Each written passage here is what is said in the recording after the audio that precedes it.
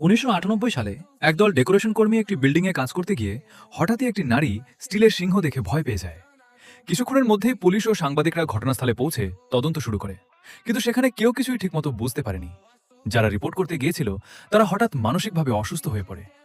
প্রথমে একজন চিৎকার করতে করতে রুম থেকে বেরিয়ে আসে, তারপর আত্মহত্যার কথা বলতে থাকে। তখন সবাই বুঝতে পারে এই বিল্ডিংটি সাধারণ কিছু নয়।